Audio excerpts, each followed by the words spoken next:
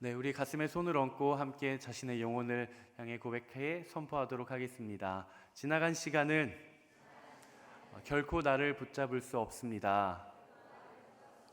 나는 새로운 오늘을 살 것입니다.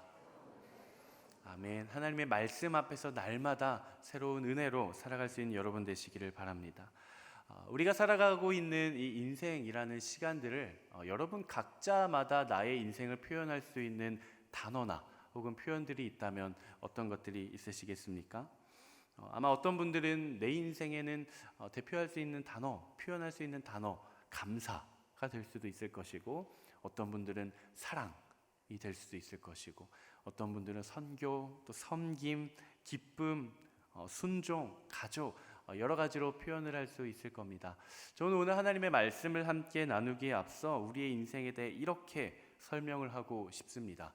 원인과 결과. 원인과 결과. 우리 한번 같이 읽어볼까요? 원인과 결과. 네, 원인과 결과.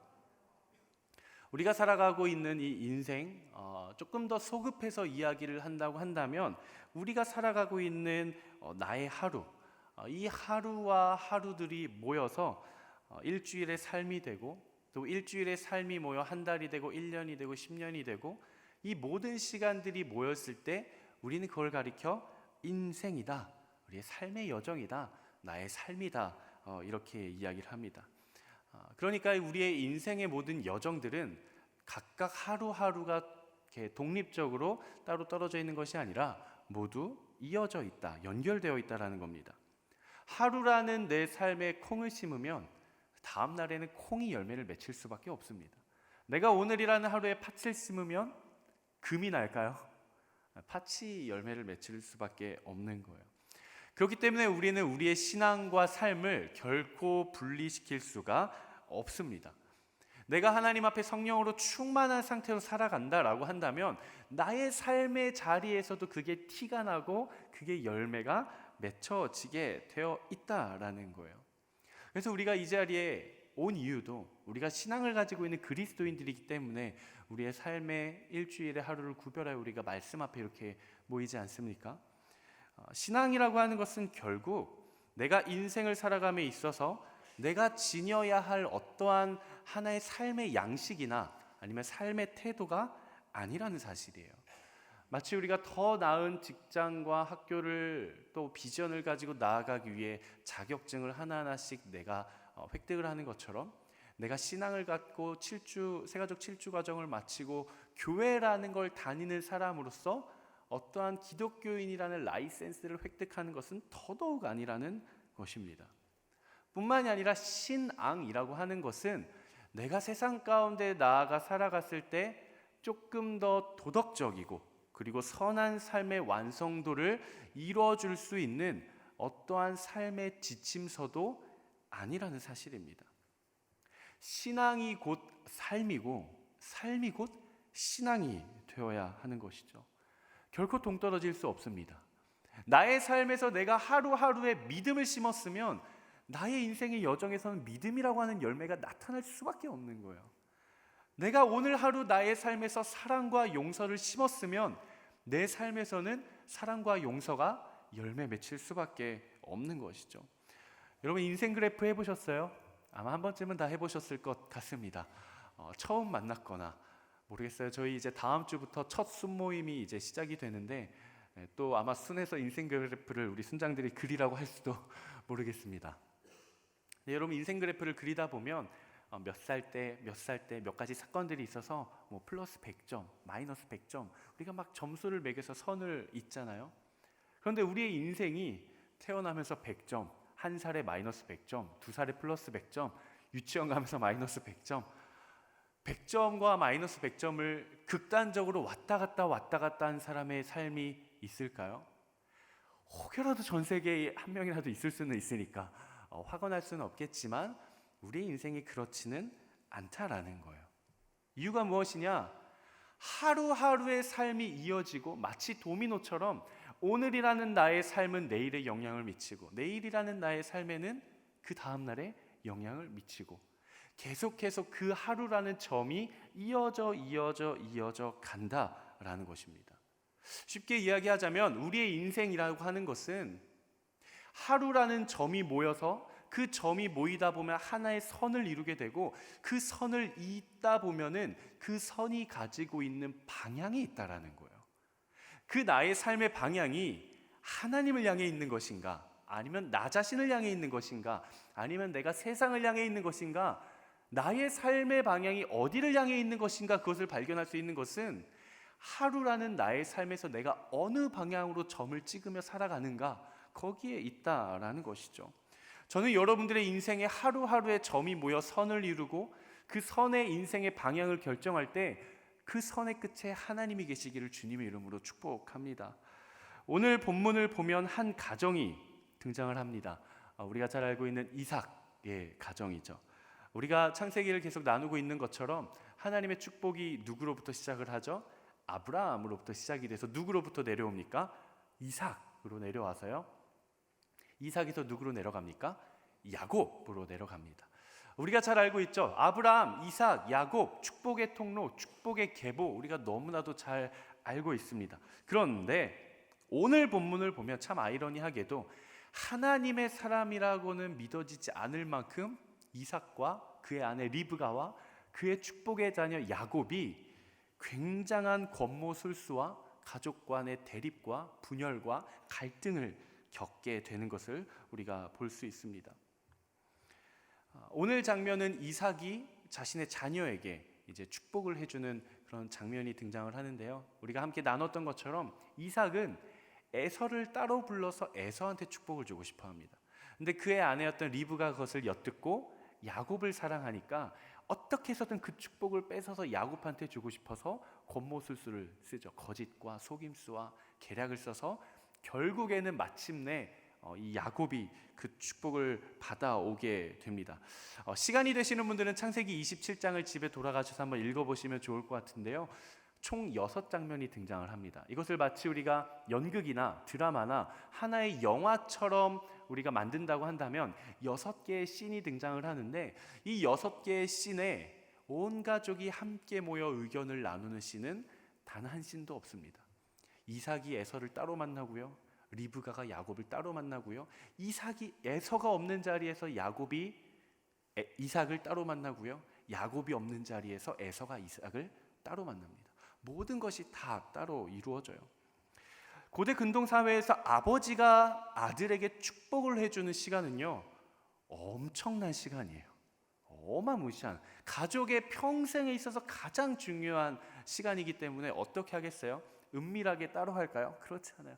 온 가족을 다 불러다 놓고 아주 공식적인 자리에서 축복이 내려간다는 것을 선포하고 증인하는 것이죠.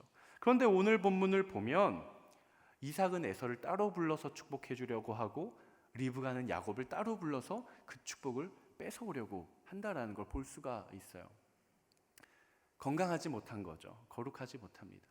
만일 제가 우리 공동체에서 이번에 겨울 아울리치로 오사카 아울리치를 가는데, 제가 공식적으로 이 공동체에서 오사카 아울리치를 오픈해서 여러분 모두에게 신청하십시오 해서 신청한 모든 사람들을 데리고 함께 아울리치를 다녀와야 되는데, 저랑 친한 사람, 제가 데리고 가고 싶은 사람한테만 개별적으로 연락해서 여권 있어?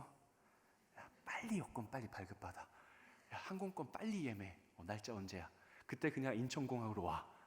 해가지고 여러분 몰래 한 10명만 데리고 아울리치를 다녀왔다라고 생각을 해보십시오. 저에 대한 신뢰도가 뚝뚝, 다시는 아울리치를 가고 싶지 않겠죠. 근데 지금 믿음의 사람이라고 하는 이삭과 리브가가 그러고 있다라는 거예요. 이들 모두가 하나님 앞에서 실수를 저지릅니다. 이삭은 어떤 실수를 저지르는가? 개인의 만족과 개인의 욕심으로 인해 에서에게 축복을 해주려고 하는 이삭의 모습을 볼 수 있어요. 이게 왜 실수인가? 하나님의 예언은 야곱에게 있었으나 이삭은 에서가 만들어준 고기가 너무 맛있어서 에서를 사랑한 거예요. 하나님의 뜻이 야곱에게 있을지라도 나는 그게 아닌 거예요.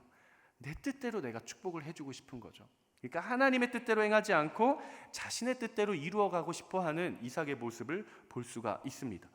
리브가와 야곱은 어떻습니까? 하나님께서 분명히 두 쌍둥이를 잉태했을 때 리브가에게 하나님께서 약속을 해주시죠. 작은 자가 큰 자를 섬기리라. 그럼에도 불구하고 리브가는 이 상황 앞에서 어떻게 해서든 꾸밈과 거짓으로 그 축복을 가로채우려고 하는 거예요. 그러니까 이삭은 하나님의 뜻을 나의 뜻으로 바꾸려고 하는 실수를 범하고 있다면, 리브가와 야곱은 하나님의 방법이 아닌 인간적인 방법, 나의 방법으로 하나님의 일들을 이루어 가려고 하는 이러한 불순종의 모습을 볼 수 있습니다. 그런데 우리가 앞서 나눴던 것처럼 이삭과 리브가와 야곱의 이러한 모습이 하루아침에 이루어졌을까요? 그 전까지는 신실하게 하나님 앞에 순종하다가 자고 일어나서 갑자기 돌연변해서 이런 행동을 벌였을까요? 그렇지 않다라는 거예요. 이들이 이렇게 하나님 앞에 불순종인 모습을 보이기 이전까지 성경에서는 자세히 설명하고 있지는 않지만 이들의 일상이라고 하는 그 삶의 자리에서 조금씩 그들의 인생의 점이 하나님을 향해 가고 있지 않고 자꾸만 나에게로 와 있었다라는 사실이에요. 오늘 본문을 통해 우리는 어떤 삶의 방향으로 나아가야 하는가? 그렇다면 과연 우리는 인생의 점을 하나님께로 찍기 위해 우리는 어떻게 살아가야 하는가? 우리 함께 영적 교훈을 3가지로 나누기를 원합니다. 첫 번째 한번 같이 읽어보도록 하겠습니다. 시작. 조급함을 내려놓으라. 오늘 우리가 함께 읽은 본문에서 가장 섣부른 판단을 하는 사람이 누굴까요? 바로 이삭과 리브가입니다. 두 부부가 아주 하나님 앞에서 난리가 났습니다. 이들은 하나님 앞에서 신앙적인 판단을 하는 것이 아니라 굉장히 인간적인 판단을 합니다. 그들이 마주했던 상황을 한번 살펴보면 좋을 것 같은데요. 창세기 27장 1절에서 4절까지의 본문입니다. 오늘 본문은 27장 1절에서 4절까지 우리 말씀 한번 같이 읽어보도록 하겠습니다. 시작. 이삭이 늙어 눈이 침침해져서 잘 보이지 않게 됐을 때 그가 맏아들 에서를 불러 말했습니다. 내 아들아. 에서가 대답했습니다. 제가 여기 있습니다. 이삭이 말했습니다. 이제 내가 늙어서 언제 죽을지 모른다. 그러니 너는 내 무기인 화살통과 활을 갖고 들로 나가서 나를 위해 사냥을 하도록 하여라. 그리고 내가 좋아하는 맛있는 음식을 만들어 가져오너라. 내가 먹고 죽기 전에 너를 축복하고 싶구나. 성경은 27장을 시작하면서 이삭에 대해 증언을 합니다. 무엇을 증언을 하냐? 이삭이 나이가 너무 많아서 이제 눈이 잘 보이지가 않는 거예요. 이삭이 자신이 나이가 이제 많이 먹었고 앞이 보이지 않으니까 생각을 합니다. 이러다가 내가 언제 죽어도 이상하지 않겠구나. 내가 죽기 전에 아들한테 축복을 해줘야 되는데 생각을 하는 거죠. 그래서 에서를 불러와요. 내가 좋아하는 그 음식 있잖아. 그 치킨 좀 만들어서 가지고 와. 그럼 내가 너한테 축복을 해줄게. 그래서 에서가 옳다구나. 화살통을 가지고 들로 나가죠. 그런데 이삭이 에서한테 축복을 해주려고 했을 때 이삭의 나이가 몇 살이었을까요? 약 137세였습니다. 137세. 그때 당시 야곱과 에서는 77세였고요. 이삭은 137세였습니다. 꽤 나이가 많죠? 그런데 창세기 35장을 보면 이삭이 몇 살에 죽을까요? 180세에 죽습니다. 그러니까 자신이 생각했을 때 이제는 내가 나이가 늙어서 곧 죽겠구나 라고 이야기를 한 이후부터 43년을 더 살았던 거예요. 비록 앞이 조금 보이지 않을지언정 이삭의 신체 나이는 아직 건강했다라는 것이죠. 그런데 이삭이 내가 죽을 것 같다고 느끼는 이 순간에 이삭이 느꼈던 감정은 무엇이었을까요? 하나님에 대한 신뢰가 아니라 조급함이었어요. 조급함. 이러다가 눈이 보이지 않는 이 상황 앞에 객관적인 근거가 없고 하나님의 말씀이 없었지만 내가 판단을 하는 거죠. 이러다가 내가 언제 죽어도 모르겠구나. 내일 죽을 수도 있겠구나. 이러면 안 되겠는데 빨리 이 축복을 내가 사랑하는 아들 에서한테 어떻게 해서든 빨리 줘야겠다라고 느낀 것이죠. 그의 조급함으로 인해 이삭은 결국 인간적인 판단을 하게 됩니다. 그렇다면 리브가는 어떨까요? 그녀 또한 조급함을 느끼는데요. 창세기 27장 5절 그 다음에 나오는 말씀입니다. 한번 같이 읽겠습니다. 시작. 그때 리브가가 이삭이 그 아들 에서에게 말하는 것을 들었습니다. 성경에 보면 그냥 말하는 것을 그냥 뭔가 listen, hear, 뭔가 들었다라고 느껴지지만 성경의 원어를 느낌을 보면 엿듣는 거예요. 아주 조심히. 오늘 본문을 하나의 영화라고 생각했을 때 여러분들 머릿속에 한번 이미지를 그려보세요. 이삭이 에서한테 몰래 따로 불러서 빨리 사냥해가지고 와, 내가 너한테 축복해줄게 이러고 있는데 문 뒤에서 리브가가 이렇게 엿듣고 있는 거예요. 그때 당시 리브가의 마음에 어떤 마음이 들었을까요? 이러다가 안 되겠구나. 저 양반이 야곱한테 줘야 되는데 저 축복을 자꾸 에서한테 주려고 하는구나. 빨리 야곱을 불러다가 말하는 거예요. 야곱아, 얼른 가가지고 몸에다가 털 좀 붙여가지고 와. 내가 어떻게 해서든 네 아버지가 좋아하는 음식 만들어줄 테니까 네 형 돌아오기 전에 빨리 들어가서 그 축복 가로채와. 마음이 급해지기 시작하는 것이죠. 만약 이 리브가가 이때 당시에 하나님께서 자기 신에게 해주셨던 그 약속, 내가 반드시 야곱에게 축복해 줄게라는 그 약속을 신뢰했더라면 아마 이삭에게 나아가 겸손하게 이렇게 이야기했을 수도 있을 것 같아요. 나의 남편 에서는 이방 문화를 받아들이고 하나님을 경외하는 마음이 없습니다. 당신도 알잖아요. 에서가 이삭한테 팥죽 한 그릇에, 그 붉은 죽 한 그릇에 장자권을 팔아버릴 정도로 그는 거기에 그렇게 마음이 없습니다. 그러니까 하나님의 약속도 있었고 야곱에게 주어야 합니다 라고 이야기를 할 수도 있었지만 그 조급함을 느낀 리브가는 그 순간에 그렇게 생각한 것이죠. 내가 뭐라도 해야겠구나, 뭐라도 내가 반응을 해야겠구나 라는 것을 느꼈을 거예요. 이삭은 결국 조급함을 느끼고 하나님의 뜻이 아닌 자신의 뜻대로 에서에게 축복을 주려 하고 있고요. 리브가는 조급함을 느끼고 하나님의 약속이 성취되는 방법이 아닌 자신의 방법대로 야곱에게 축복을 주려고 하고 있습니다.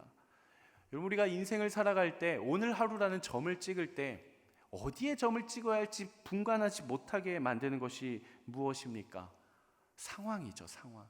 그 상황 중에서도 우리의 영적인 눈을 가장 가리는 상황이 무엇인가? 바로 조급함과 불안함입니다. 이 조급함과 조바심은 나로 하여금 하나님의 말씀을 기다리고 인내하게 만드는 것이 아니라 하나님의 일하심이 시작되기 전에 내가 먼저 앞서서 무엇인가를 행하게끔 만듭니다. 여러분, 물 위에 누워보신 적이 있으세요? 물 위에, 수영장이든 바다든 욕조든 물 위에 이렇게 배영처럼 힘을 쭉 빼고 누워보신 적?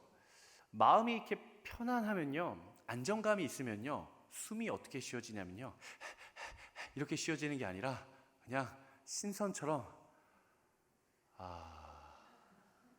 좋다, 시체처럼 편안하게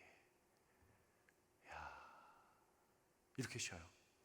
근데 여러분, 만약 여러분들이 누워있는 그 물에 이렇게 바다예요, 이렇게 섰는데 발이 땅에 안 닿는 깊이에서 여러분들 이렇게 떠 있다라고 생각을 해보십시오.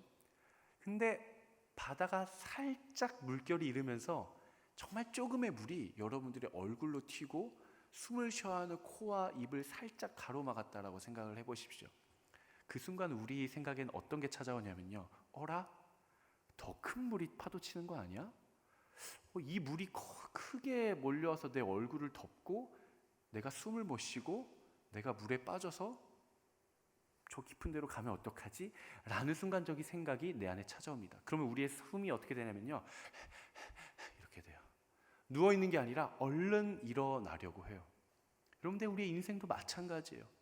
우리가 예배를 드리고 말씀을 듣고 찬양을 하고 기도를 함으로 하나님 안에서 나의 마음이 평온한 상태에 있다가도 우리의 삶에서 작은 물결이 내 호흡, 영적인 호흡을 살짝 덮기 시작하면요, 우리는 금세 불안해합니다. 조바심이 나요. 빠지는 거 아니야?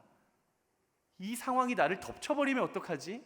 그러면서 그 자리에서 하나님을 의지하고 누워있는 게 아니라 얼른 일어나 버리는 거예요. 왜?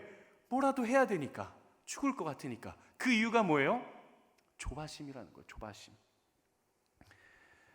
리브가와 이삭이 했던 동일한 생각이 있어요. 한 가지. 무엇이냐면 바로 이거예요. 이대로는 안 되겠구나. 이삭도 마찬가지. 이대로는 안 되겠구나. 빨리 뭐라도 해야겠구나. 리브가도 마찬가지입니다. 이대로는 안 되겠구나. 뭐라도 해야겠구나.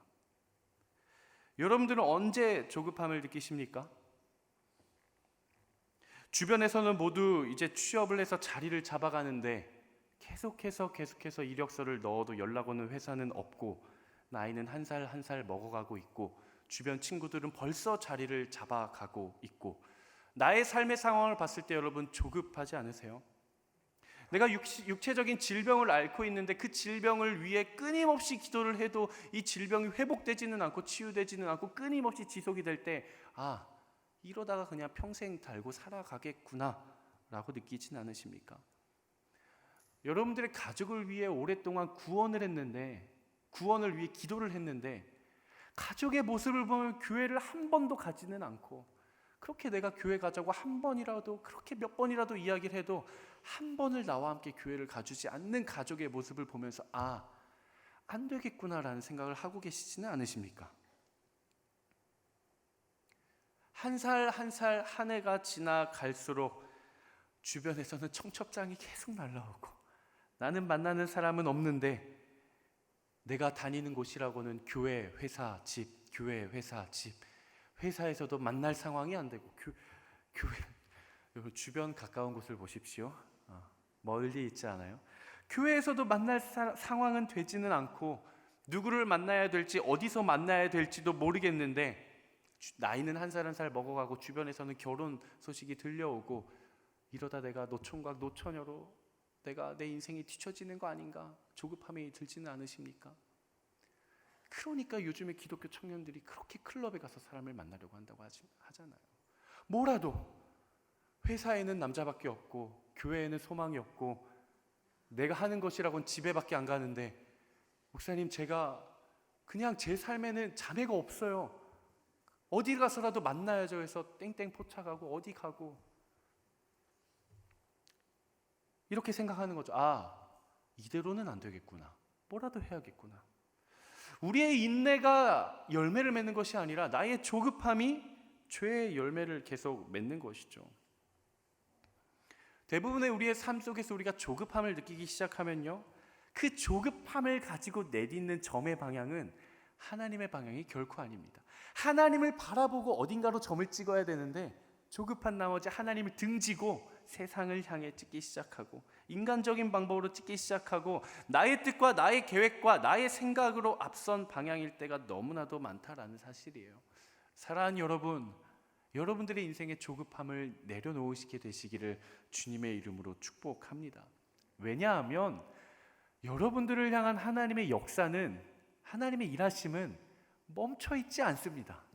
멈춰있지 않아요. 여전히 진행 중이고 여전히 일하고 계시고, 여전히 여러분들의 가장 좋은 때를 위한 하나님의 최적의 타이밍은 하루하루 나에게 다가오고 있다는 사실을 기억하셔야 돼요. 한번 자막을 한번 띄워주시겠습니까?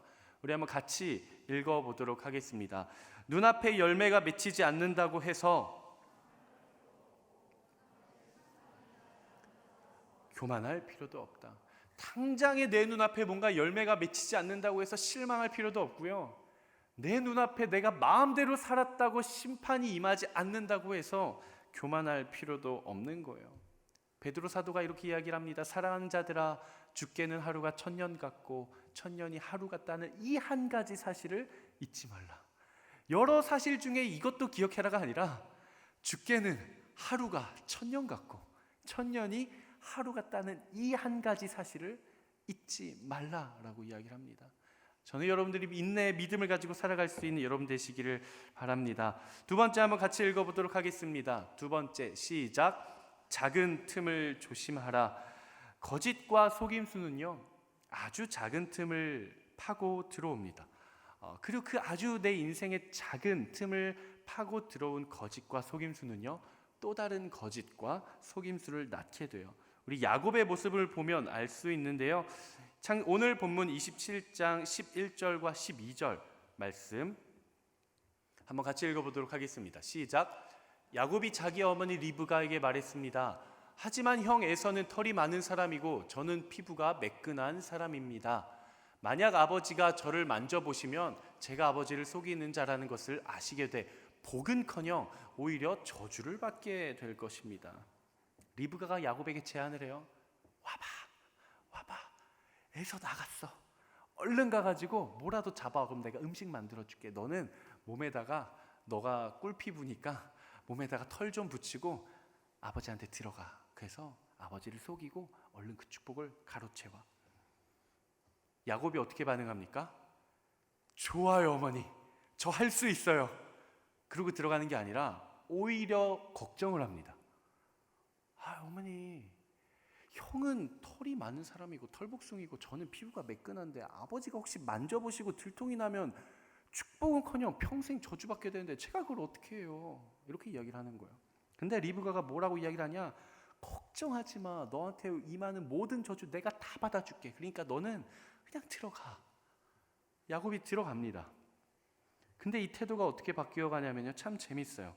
18절 말씀을 보면 야곱이 아버지 이삭에게 가서 말합니다. 말을 해요.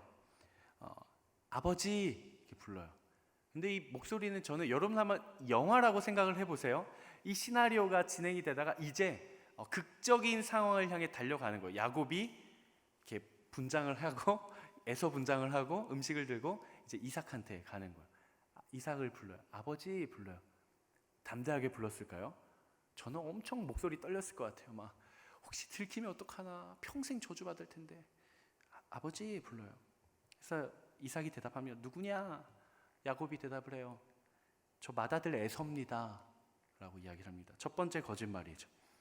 저 맏아들 에서입니다. 근데 이상한 거예요. 이삭이 에서한테 음식을 가지고 오라고 한 지 얼마 시간이 되지도 않았는데, 이게 패스트푸드도 아니고 전자레인지 돌려온 것도 아니고 너무 빨리 온 거예요. 그래서 이삭이 물어봐요. 아니, 네가 방금 나가는데 어떻게 이렇게 빨리 돌아오느냐? 그러니까 야곱이 대답을 합니다. 아버지의 하나님 여호와께서 도와주셨습니다. 처음에는 야곱한테 들어가는 것도 두려워했던 이 야곱이 맏아들 에서라고 한번 속이기 시작하자 이제는 하나님의 이름을 들먹거리면서 하나님을 팔기 시작하는 거예요. 그거요? 하나님이 도와주셨어요. 그런데도 이삭은 이 의심이 해결이 되지 않는 거예요. 다시 한번 물어봐요. 진짜 너 에서 맞아? 진짜 에서 맞아? 그러니까 야곱이 한 번 더 대답합니다. 네, 맞아요.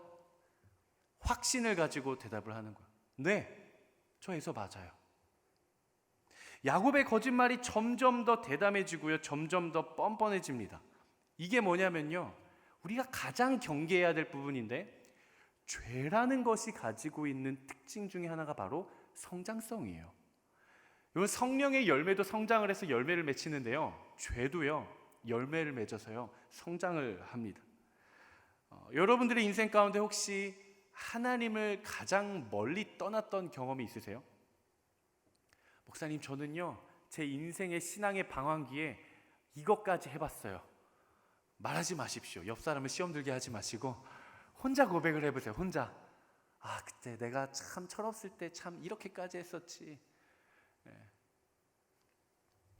제가 방금 이야기를 하려다가 여러분들이 시험에 들 것 같아서 멈췄습니다.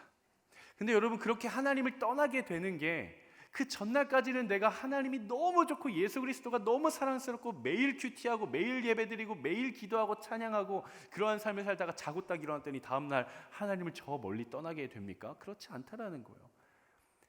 바쁜 나의 삶의 스케줄을 살아내느라 예배를 한 번, 두 번 빼먹기 시작하고요, 너무 피곤해서 큐티를 한 번, 두 번 빼먹기 시작하고요, 나의 삶의 기도의 자리가 1시간에서 55분, 40분, 30분, 20분, 10분, 우리가 무슨 아브라함 의인 10명을 강구하는 것도 아닌데 점점 시간이 줄어가면서 이제는 식기도도 하지 않게 되는 그때가 됐을 때 벼랑간 내 삶에 그러한 질문을 찾아오는 거예요.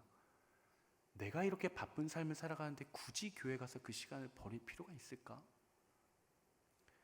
죄가 가지고 있는 성장성이죠. 아주 작은 것에서부터 하나님께로 멀어지기 시작하는 겁니다. 마치 바늘도둑이 소도둑 되는 것처럼 사단은 여러분들의 삶에 아주 작은 구멍, 바늘구멍 하나를 집요하게 파고든다는 거예요. 제가 참 아울리치를 많이 다녔는데 저도 청년 때 아울리치를 굉장히 많이 다녔습니다. 제가 기억에 남는 아울리치들이 테마에 따라 달라요. 하나님 주신 은혜, 또 육체적인 편안도, 여러 가지에 따라 테마에 따라 다른데 육체적인 편안도와 아울리치의 사역의 만족도의 입장에서 보면 인도네시아 족자카르타로 갔었던 아울리치가 굉장히 기억에 많이 남습니다. 왜 그러냐면 이제 저희가 청년들이 한 10명 정도 갔는데요. 인도네시아 족자카르타에 100년 된 교회가 있습니다. 굉장히 커요. 성도들도 많고. 그래서 그 청년들과 교제하는데 저희가 현지 성도 집에서 홈스테이를 했어요. 제 나이가 그때 한 25, 24, 됐는데 저와 함께 우리 형제 4명이 한 성도님의 집에 이제 홈스테이를 하게 됐는데 그 현지 청년을 따라서 이제 홈스테이하는 집으로 갔는데 막 집이 으리으리한 거예요. 막 대문이 있고 대문을 열었더니 정원이 있고 정원 안에 그 돌계단이 있고요. 돌계단을 가지고 딱 집을 들어갔더니 2층으로 되어 있어요. 그래서 이제 2층으로 이제 올라갔더니 방이 4개예요. 2층에 거실이 있고 그 발코니가 있고 방이 4개인데 각 방에 정수기와 에어컨과 화장실이 따로따로 있어요. 그러면서 그 현지 청년이 그렇게 이야기를 하는 거예요. 너네 굉장히 럭키한 애들이야. 그래서 우리 왜? Why? 이랬더니 너네 호스트가 굉장히 부자래요. 그래서 너네가 오면서 이 보인 골목에 있는 공장이 전부 니네 그 호스트 거래요. 그럼 호스트가 1층에 사냐? 그랬더니 아니래요. 호스트가 사는 집은 따로 있고 여기는 호스트가 개인적으로 가지고 있는 게스트 하우스라는 거예요. 그래서 저희가 각 방을 썼죠. 형제 4명이서. 다음 아침 자고 딱 일어났어요. 그래서 열심히 큐티 해야지라고 딱 나갔더니 웬 여자분 한 분이 메이드복을 입고 밥과 국과 반찬을 해가지고 저희 그 2층 거실에 세팅을 다 해주시는 거예요. 뭐지? 천국에 왔나? 맛있게 먹었죠. 맛있게 먹었어요. 항상 이제 게스트하우스다 보니까 정수기와 티와 과자와 갖가지 것들이 다 세팅이 되어 있는데 저희가 엄청 먹었어요. 근데 사역이 늦어가지고 정리를 못 하고 갔어요. 그래서 밤에 딱 들어왔더니 어떻게 돼 있었을까요? 아침 먹은 거 치워져 있고 그 세팅이 다시 원상태로 세팅이 되어 있는 거예요. 시험에 들었을까요? 너무 좋은 거예요. 시험에 들 법도 한데. 그래서 그 다음 날이 됐어요. 또 열심히 과자를 먹고 토스트를 구워서 잼을 발라가지고 토스트를 막 먹고 이제 가는데 마음이 급하다 보니까 바닥에 대리석 바닥이었어요. 대리석 바닥이었는데 한 형제가 잼을 엄청나게 푸다가 덜컥 바닥에 떨어진 거예요. 이걸 빨리 치워야 되는데 밑에서는 팀장님이 빨리 내려오라고 닥달을 하고 그래가지고 우리가 어차피 치워주시는 분이 계시니까 치워주시겠지 이러고 냅두고 얼른 내려갔어요. 그래서 사역을 하고 이제 돌아오는데 대리석 바닥이라 그랬잖아요. 2층으로 계단 올라가는데 대리석 바닥에 금이 다가 있는 거예요. 그 식탁이 있는 곳까지 금이 다 가버린 거예요. 이게 무슨 일인가 싶어서 봤더니 금이 아니라 개미인 거예요. 개미. 다른 것들은 다 치워주셨는데 그 식탁 밑에 떨어진 그 잼을 메이드가 치우지를 못한 거예요. 한나절이 다 지나고 돌아왔더니 1층 제가 말했잖아요. 정원이 있다 그랬잖아요.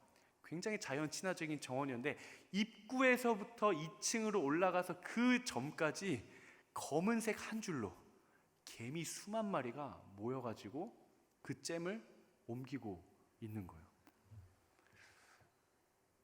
깜짝 놀랐죠. 그래서 얼른 치웠던 기억이 있습니다. 근데 여러분 우리의 인생을 보면요, 마치 저희가 그 잼 하나를 흘렸을 때 누군가가 치워주겠지, 별거 아니겠지라고 생각하고 그대로 방치해두고 하루를 살고 돌아왔을 때 충격을 받았어요. 근데 여러분 혹시 그렇게 살아가고 있지는 않으세요?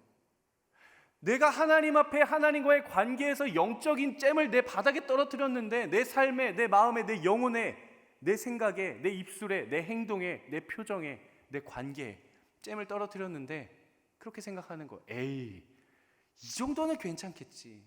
누군가가 치우겠지. 이 정도 조그만 건 괜찮겠지. 근데 여러분, 사단은, 수만 마리의 사단은 그 잼 하나를 노리고 여러분들을 무너뜨린다는 사실 여러분 꼭 기억하셔야 됩니다. 여러분들의 삶에 혹시 죄악의 잼이 흘렸다면, 어려움의 잼이 흘려졌다면 얼른 치우십시오. 얼른 닦아내십시오. 그대로 내버려 두지 마십시오. 사도 바울은 그래서 에베소서에서 이렇게 이야기를 합니다. 마귀에게 틈을 주지 말라고 이야기를 해요. 마귀에게 틈을 주지 말라. 여러분, 우리의 인생이 무너지는 것이 엄청난 건물이 무너지듯이 한순간에 무너집니까? 그렇지 않아요. 작은 틈에서부터 시작하는 거예요. 여러분들이 모든 틈을 발견했다면 우리가 틈을 없앨 수는 없어요. 틈이 없는 사람은 없어요. 다만 인지하고 자각하고 하나님 앞에 나아가 얼른 그 잼을 닦아내는 것이죠. 저는 여러분들의 인생의 점, 인생의 하루하루의 점을 찍어갈 때 하나님의 방향으로 점을 찍고, 그리고 우리의 인생의 하루의 그 점에 잼이 떨어졌다면 얼른 그 자리에서 닦아낼 수 있는 결단과 용기와 담대함이 있게 되기를 주님의 이름으로 축복합니다. 그렇다면 우리가 우리의 인생에서 어떻게 하나님이라는 방향을 향해 점을 찍을 수 있을까? 한번 세 번째 같이 선포해 보도록 하겠습니다. 시작. 오직 그리스도를 의지하라. 우리의 인생에서 하나님이라는 방향으로 나의 인생의 점 하루를 찍기 위해서는 우리는 그리스도를 의지해야 합니다. 오늘 본문을 보면 이삭은 끊임없이 야곱을 의심합니다. 멀리서 목소리를 듣고 아버지, 이상하다. 목소리는 야곱인데 만져보니까 손은 또 에서고, 멀리서 목소리를 들어서 의심이 돼서 가까이 와봐라 만져봤더니 또 긴가민가 긴가민가 그러면서 계속 물어봐요. 진짜 에서 맞아? 진짜 에서 맞아? 그런데 이삭이 결정적으로 야곱을 신뢰하고 그를 받아들이고 그에게 축복을 해주기로 결정하는 아주 오늘 본문에서 클라이막스에 해당하는 본문이 있습니다. 어디냐면 이삭이 이제 야곱이 저 방에서 이제 들어와서 가까이 와서 이삭이 누워있는 침대 맡에 누워서 신체적으로 가장 가까워지는 바로 그 씬이에요. 오늘 본문 26절 27절 말씀인데요, 클라이막스입니다. 한번 같이 읽어보도록 하겠습니다. 시작. 야곱의 아버지 이삭이 그에게 말했습니다. 내 아들아, 이리 와서 내게 입을 맞춰라. 야곱이 이삭에게 가까이 가서 입을 맞추었습니다. 이삭은 야곱의 옷 냄새를 맡고 나서 야곱을 축복하며 말했습니다. 보아라, 내 아들의 향내는 여호와께서 축복하신 들의 향기로구나.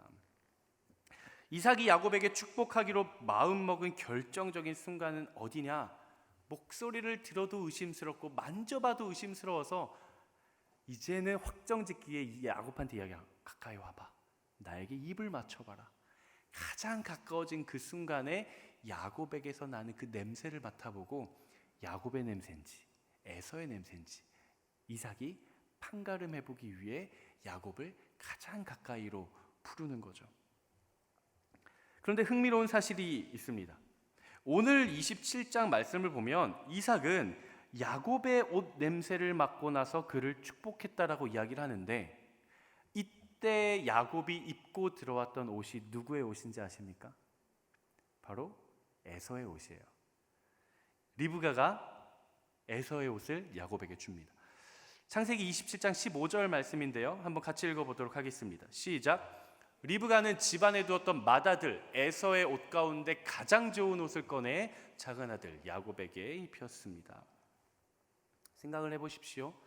야곱은 이삭에게 나아갈 때 온갖 거짓말과 속임수와 자신의 목소리와 자신의 신분으로 나아갔어요.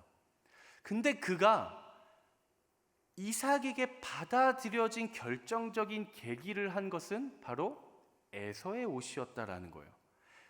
나는 거짓을 가지고 나아갔지만 나한테서 에서의 냄새가 났을 때 이삭이 나를 받아주고 나에게 축복을 해줬다라는 사실을 여러분들이 기억하셔야 됩니다. 여기서 이 에서의 옷이 상징하는 게 뭘까요? 바로 예수 그리스도의 십자가입니다. 예수 그리스도의 십자가는요, 예수님의 십자가는 내가 하나님 앞에 섰을 때 내가 비록 거짓된 인생으로 살아왔고 나의 목소리가 거룩하지 못하고 나의 인생의 걸음이 그렇게 하나님 보시기에 썩 예쁜 삶은 아니라고 할지라도 하나님 가장 가까이 갔을 때 하나님께서 나의 인생의 냄새를 맡으셨을 때 나의 냄새가 아니라 예수 그리스도의 보혈의 향기를 맡으시고 나를 그분의 아들로 받아주시는 거예요.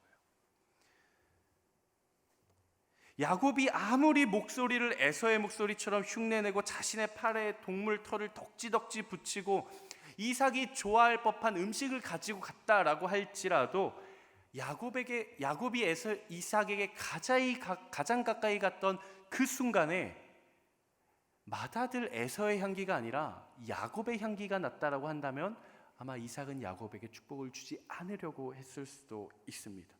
마찬가지로 하나님께서 예수님의 향기를 받지 않으시고 나의 모습 그대로를 받으시면 우리는 그 누구도 하나님 앞에 자녀가 될 자격이 아무도 없다라는 사실입니다. 우리는 예수 그리스도의 향기를 덧입고 예수 그리스도의 옷을 덧입고 예수님의 십자가를 덧입고 하나님 앞에 나아가지 않으면 우리 중에 그 누구도 하나님 앞에 구원받을 수 있는 사람이 아무도 없다라는 사실이에요.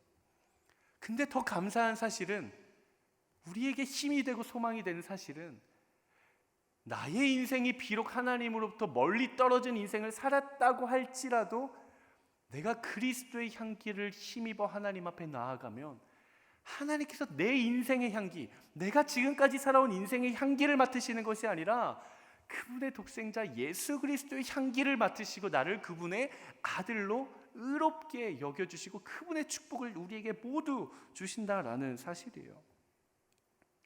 인간이 가지고 있는 특징은 실수하는 데 있습니다. 하지만 하나님의 특징은 실수한 그 인간을 다시 회복시키고 세워주시는 데 있는 것이죠. 그렇기 때문에 우리가 고백하는 은혜라는 것은 자격 없는 자에게 주어지는 자격인 것이죠. 은혜는 자격 없는 나에게 주는 하나님의 자격이에요. 여러분, 우리가 지금 이 시간 하나님 이 땅 가운데 예수님 다시 임재하셔서 하나님의 나라가 완성되었다라고 했을 때 지금 내가 하나님 앞에 마주서서 이삭이 마치 야곱에게 가까이 와봐, 가까이 와봐, 가까이 와봐, 나에게 입을 맞춰보렴 이라고 이야기를 한 것처럼 하나님께서 여러분들의 이야기를 하시는 거예요. 내 사랑하는 아들아, 내 사랑하는 딸아, 가까이 와봐, 가까이 와봐. 내가 너의 삶의 냄새를 맡아볼게. 나에게 입을 맞춰보렴 이라고 이야기를 하셨을 때 나에게선 어떤 향기가 날까요? 혹시 세상의 향기가 나고 있지는 않으십니까? 혹시 개인적인 이기적인 욕심의 향기가 나지는 않으십니까? 어쩌면 우리의 삶에서는 하나님에 대한 무관심의 향기가 나고 있을 수도 있겠습니다. 저는 오늘이라는 하루를 살아가는 저와 여러분들의 삶에 그리스도의 향기가 충만해지기를 주님의 이름으로 축복합니다. 그리스도의 향기라는 하루의 점이 모이고 선이 되고 그 선의 방향이 가리키는 하나님이 되었을 때 하나님께서는 우리의 향기를 맡으실 때 그리스도의 향기를 맡으시고 내 사랑하는 아들아, 내 사랑하는 딸아, 내가 너를 보배롭고 존귀하게 여기노라. 내가 너를 사랑한다. 내가 너를 의롭게 여기노라. 내가 너를 축복하노라 라고 말씀해 주실 수 있는 우리 모두가 되기를 주님의 이름으로 축복합니다. 여러분, 예수 그리스도의 십자가를 의지하십시오. 그리고 나의 삶을 향한 그분의 구원을 신뢰하십시오. 그리고 인내함을 가지고 내 삶을 이끌어 가시는 하나님의 능력과 인도하심을 붙잡으시는 여러분 되시기를 주님의 이름으로 축복합니다.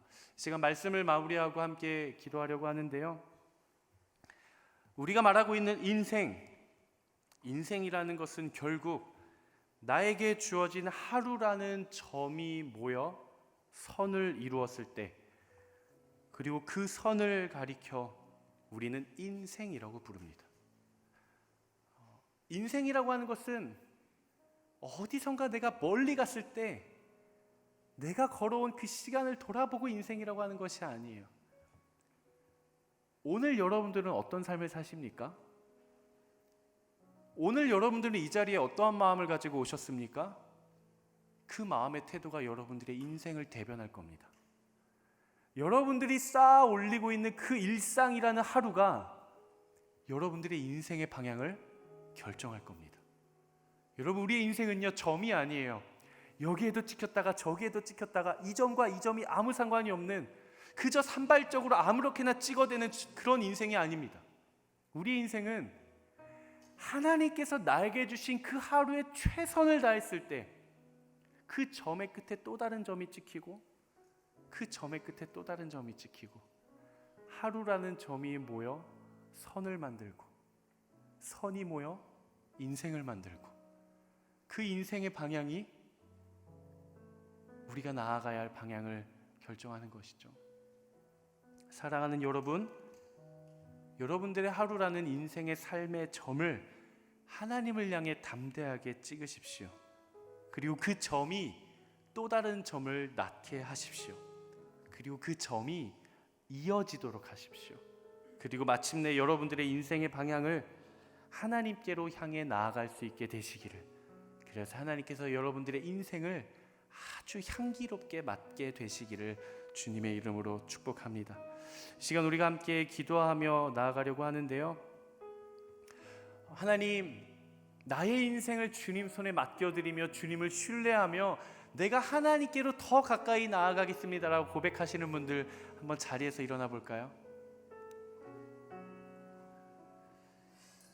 이 시간 내 삶을 하나님께 맡겨드렸으면 좋겠습니다. 하나님, 내 하루를 맡겨드립니다. 나의 일주일을 맡겨드립니다. 하나님, 내 인생 통째로 맡겨드립니다. 주여 흠양하여 주시옵소서. 우리 이러한 마음 가지고 함께 찬양하며 나아가도록 하겠습니다.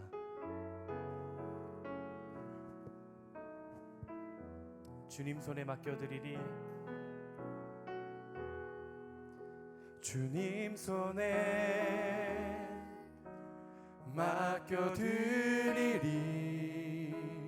나의 삶 주님께. 주님 손이 나의 삶 붙드네, 나 주의 것 영원히.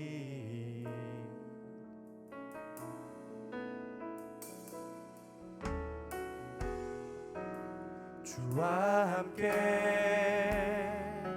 걸어가리라, 모든 길을 주실래. 주 뜻 안에 나 살아가리, 주의 약속은 영원해. 내가 믿는 분 예수, 내가 믿는 분 예수, 내가 속한 분 예수, 삶의 이유 되시네. 내가 믿는 분 예수, 내가 믿는 분 예수, 내가 속한 분 예수, 삶의 이유 되시네. 우리 다시 한 번 더 믿음으로 고백합시다. 내가 믿는 분, 내가 믿는 분 예수, 내가 속한 분 예수, 삶의 이유 되시네. 내 노래 되시네. 전심으로 경배하리, 경배하리,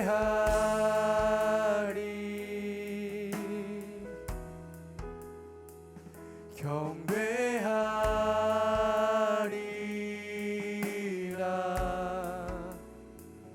경배하리,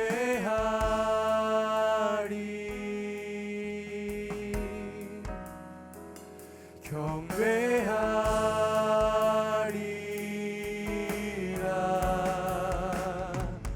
경배하리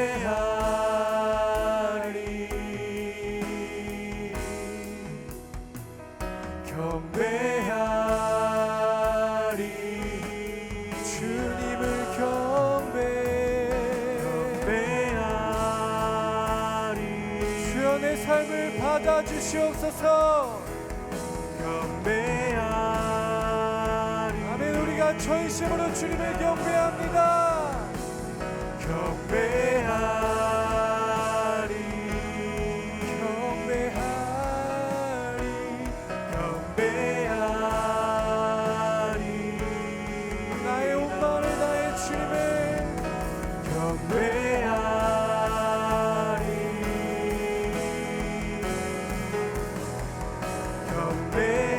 경배하리 내가 믿는 분 오직 예수 내가 믿는 분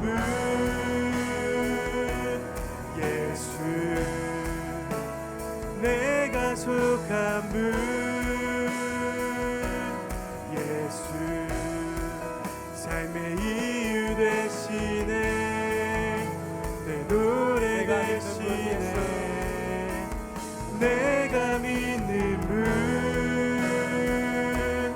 예수 내가 속한 분 예수 삶의 이유 되시네 내 노래 되시네 전심으로 우리 한번 목소리로 고백합니다 내가 믿는 분 내가 믿는 분 예수 내가 속한 분 아멘 그분이 우리의 삶의 이유가 되십니다 삶의 이유 되시네 우리 다시 한 번 더 내가 믿는 분 예수 내가 믿는 분 오직 예수 예수 내 삶을 향기롭게 하시는 그분 오직 예수 그리스도의 십자가 예수 삶의 이유 되시네 삶의 이유 되시네 나의 노래가 되시네 내 노래 나의 온 마음을 다한 전심으로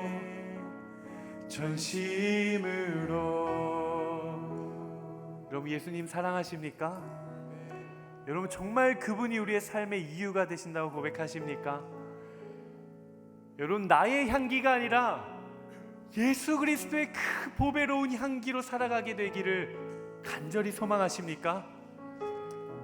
바로 그때 하나님의 역사가 내 삶에 나타나기 시작할 것입니다. 나의 능력과 나의 계획과 나의 판단과 나의 생각을 가지고 살아가는 것이 아니라 내가 처한 그곳에서 잠잠히 주님의 임재를 기다리는 그곳에 하나님의 역사가 나타나실 것입니다. 나의 영혼아 잠잠히 하나님만 바라며 나의 구원이 그에게서 나오는도다. 오직 그만이 나의 반석이시오 나의 구원이시오 나의 요새이시니 내가 흔들리지 아니하리로다. 아멘. 하나님 나의 인생이 이렇게 되게 하여 주시옵소서.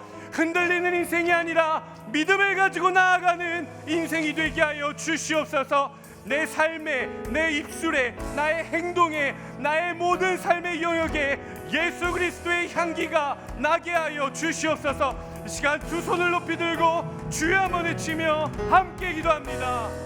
주여 내가 속한 오 주님 이 시간 기도하며 나아갑니다. 하나님 우리를 붙들어 주시옵소서. 하나님 우리의 삶에 붙잡고 있는 하나님 모든 부정적인 감정들을 내려놓게 하여 주시옵소서. 하나님 우리의 영혼을 붙잡고 있는 모든 조바심과 하나님 조급함과 불안과 걱정과 두려움과 하나님 모든 부정적인 감정들이 떠나가게 하여 주시옵소서. 하나님 내가 인생을 주님께 맡깁니다. 주여 나를 받아주십시오. 주여 이 고백을 받아주십시오. 주여 나의 이 고백의 기도를 받아주시옵소서. 주여 아버지 아버지 아버지 아버지 아버지 아버지 아버지 아버지 내가 속한 분 예수 삶의 이유 되시네. 여호와의 인자하심과 인생에게 행하신 기적으로 말미암아 내가 그를 찬송하리로다. 주의 권능 은 아래 주의 백성이 거룩한 옷을 입고 즐거이 연신하니 새벽 이슬 같은 주의 청년들이 주께 나오게 하여 주시옵소서. 하나님, 나의 기도를 기쁘게 여기시는 주님을 찬양합니다. 나의 이 고백, 나의 이 전심의 고백, 나의 이 진심의 고백, 하나님 나의 이 솔직한 고백을 주여 받아 주시옵소서. 내가 평생토록 여호와 당신만을 노래하겠습니다. 하나님, 내가 살아있는 동안 하나님, 내가 하나님을 찬양합니다. 하나님, 나의 인생의 점이 하나님께 향해 찍히게 하여 주시옵소서. 하나님, 나의 인생의 방향이 하나님을 향해 나아갈 수 있도록 주여 받아 주시옵소서. 주여 아버지, 나의 인생을 받아 주시옵소서. 아버지, 나의 마음을 받아 주시옵소서. 아버지, 나의 전심의 이 솔직한 고백을 받아 주시옵소서. 주여 일하여 주시옵소서. 주여 함께하여 주시옵소서. 주여 받아 주시옵소서.